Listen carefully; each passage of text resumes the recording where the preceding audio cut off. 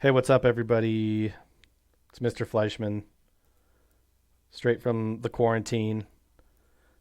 I thought maybe I'd start doing this series of videos from Coding Bat, especially some of these harder problems. I've given these problems to people in my class for a long time, but I realized we hadn't done anything on my YouTube channel regarding Coding Bat. So go to codingbat.com/Java if you want to join me today. We'll do one problem, and maybe I'll post like a problem or so every other day to see if you guys want to stay fresh with me. I want to try array 3. That sounds fun. Let's give it a try. So I really wish I had a whiteboard. I'm gonna go with the first one here, max span. Wish I had a whiteboard so that I could kind of explain my thinking as I go, but I'm gonna do my best verbally and with the mouse to explain what I'm doing here. Um, Here we go. Let's give this a try. Max span. Consider the leftmost and rightmost appearances of some value in an array. All right, I'm considering it. We'll say that the span is the number of elements between the two, inclusive. Okay. So for example, like this right here, this one and this one are spanned by 4. That must be why. Okay. A single value has a span of 1. So I guess if it's like a number is all alone, like this 2, its span is 1. That kind of makes sense to me because I'm highlighting just one number. This method, I guess, should return the largest span found in the given array. Any number, I guess. So for example, it's not just ones, right? So this is the largest span of numbers in this array, and that's why it's 4 is the answer. But look, this one down here I'm looking at, it's not just the ones, right? Like this 4 and this 4 way over here have a span of 6. That's why it returns 6. Okay, so it doesn't have to be a 1 or, doesn't even necessarily have to be from the first number in the array. I think I get it. You're going to look for a pair of numbers that are super far apart and then return how far apart they are, right? The farthest pair. Biggest span. All right, I think I get it. Efficiency is not a priority. So let's give it a try. I may make mistakes. I have been playing a lot of Dota and Warzone and stuff with my free time and not programming a whole lot. So if I'm rusty, you got to forgive me. All right. So give this one a try. Pause the video. Try it. Crank out a solution. Get stuck, whatever you want. Getting stuck is part of programming. Okay. In case you didn't know that. That's like 2/3 of the fun of programming is getting stuck once in a while. Try to appreciate it. Let's see if we can solve this one live. Off the top of the dome. Here we go. All right. So if I'm going to be returning a maximum span, I should probably have that variable. And eventually what I'm going to do is going to be returning that maximum span. Now, clearly it's not really going to ever be 0. Could it ever be 0? Could the maximum span ever be 0? Well, I mean, even if the numbers in the array were all different, like 1, 2, 3, 4, 5, then the span would just be a 1, right? Unless, I guess, the array comes in with nothing in it at all. I know Coding Bat likes to do that sometimes. If the array comes in totally empty, then I guess really the maximum span would be 0. Okay, well, let's consider that at the end. All right, so anyway, efficiency is not a priority. All right, well, I don't know. We'll see what that means later. I think what we should do to find the maximum span is something like this. Maybe we have an outer for loop and an inner for loop. The outer for loop is just going to hold the first value, while the inner for loop goes and looks for more of that value. Does that make sense? The inner for loop is going to go look for more ones. And as soon as it does, it keeps track of, all right, what's the span between these two? I guess the span between these two is 4, right? Because if I like highlight from here to here, that's 4 numbers. And then once I'm done looking for all the ones, I might go, all right, well, I guess my maximum span now is 4. That's the best span I've found. And then the the outer for loop would go scoot over to 4s, and then we'd start looking for 4s. Right? I found another 4. That span is 4. I found another 4. That span is 5. I found another 4. That span is 6. And that happens to be larger than any span I found. So I'm constantly kind of checking to see if the span that I'm currently observing is the largest span I've ever seen. So it has some of these classic like looking for a maximum type of algorithm kind of things in it. If you've never looked for a maximum of anything in an array before, this problem will probably feel a little bit over your head. Maybe start with a simpler problem. This problem's kind of geared towards people towards the end of AP Computer Science, and it's supposed to be challenging even for those students. Okay. So I'm just noticing here that indexes are important. Like as the outer for loop is here and the inner for loop is here, the difference in their indexes is going to be something like the span. So for example, let's see, 0, 1, 2, 3. This is at index 4 while this is at index 1. It's not simply the difference in the indexes, because 4 minus 1 is 3. I think it's the difference in the indexes plus 1. Right? So if this index way over here is 4 and this index over here is 1, I'm talking about the position, right? 4 minus 1 is 3, but I want the span to be 4, so I have to add 1. Okay, so that's going to be my strategy. I'm going to have an outer for loop. I'll call that I.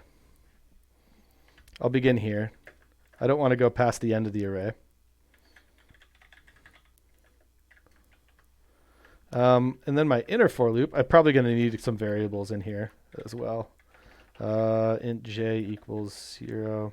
I actually don't want j to begin at 0. Like for example, like if I is like over here, I want to look from here onward actually. So I want to begin my inner for loop at the same place as my outer for loop currently is. So I'm going to say j begins where I currently is. I don't want to go like overlapping backwards. Okay, j, I don't want to go past the end of the array here, nums.length.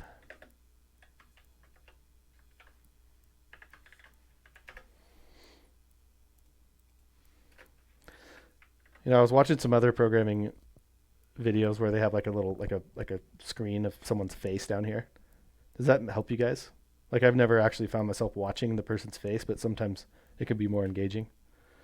You guys want like a picture of my face here or whatever, or like video? All right. If I get 100 subs this month, I'll start webcamming it. I'm just kidding, but maybe I will. I don't know. Anyway, where were we? So we're going to look to see if the outer for loop is going to be holding some number like this. The inner for loop will be crawling along looking for more of it. So I guess if the nums at the inner for loop is the same as the nums at the outer for loop, there's some kind of thing that happens. Let's see. If I'm leaving some space because I suspect I'm going to need some variables. This is like the number from my outer for loop. If that happens to match, I have some kind of a span, right? There has been a span detected if the outer for loop and the inner for loop have the same number. Now, I can tell I'm going to need like a span variable, right? So maybe I should declare that span variable out here. Because like, for example, as my outer for loop is here, I'm going to look for the biggest span of ones that I can find. So maybe I'll start here, like a current span. I haven't found any yet, but as soon as I find it, how do I calculate the span? Do you remember a second ago we talked about it's like the difference in the indexes. Like for example, here's a span of ones. This index is 0, this index is 2. So it's this 2 minus this 0, that's 2, but the span is really 3. I need to add 1 to that, right? So it's j minus I plus 1. That's what gives us the inclusive part of it. So my span is going to be j minus I plus 1. Now, this is where I really wish I had a whiteboard. Because just saying that out loud, I could tell some people probably just kind of went back to doing what they were doing before they programmed.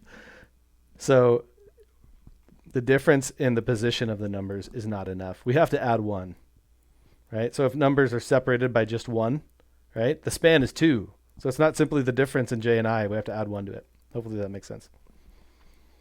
All right, so this inner for loop should crawl along, and by the time this inner for loop is over, we should have found the largest span. Span should be the biggest span of that number that we could find.